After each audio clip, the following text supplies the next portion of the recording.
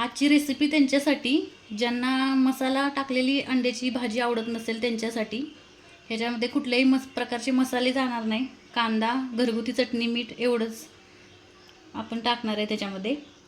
तुम्ही जर डाएट करत असाल त्यांच्यासाठी बेस्ट ऑप्शन आहे.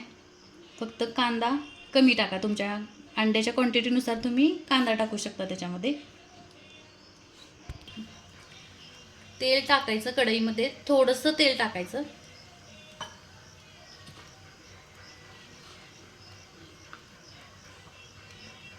तेल गरम झाल्यानंतर कांदा.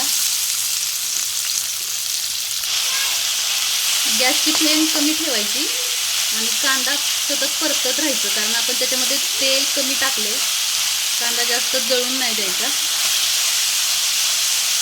लाल कलर येईपर्यंत परतत राहायचं.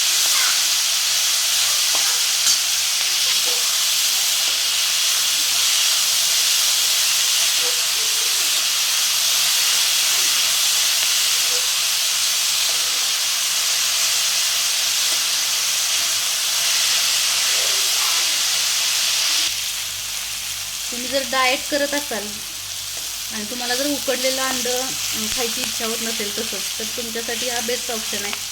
फक्त कांद्याची क्वांटिटी थोडीशी कमी ठेवायची, तेलाची क्वांटिटी थोडीशी कमी ठेवायची.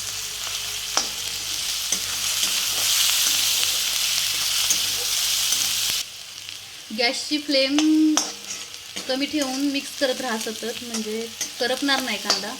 व्यवस्थित लाल होईपर्यंत परतून घ्यायचा, करपायचा नाही. 3-4 मिनिट आपण कांदा एकसारखा भाजून घेतलाय.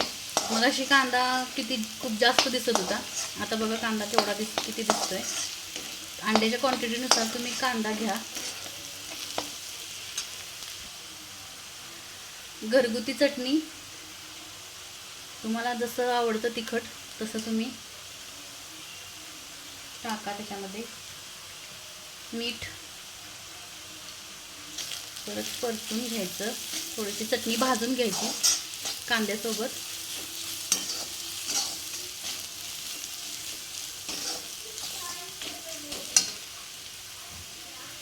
थोडंसं पाणी ओतायचं.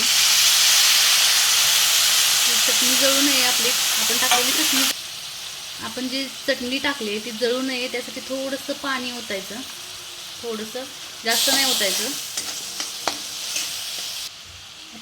आता उकडून घेतलेली अंडी टाकायची त्याच्यामध्ये. मिक्स करायचं थोडंसं.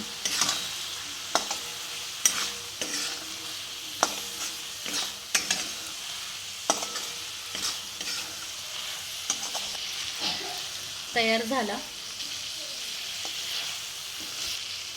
तुम्ही बघितलं असेल ह्याच्यामध्ये आपण मसाला कोणताही एक्स्ट्रा वापरलेला नाही.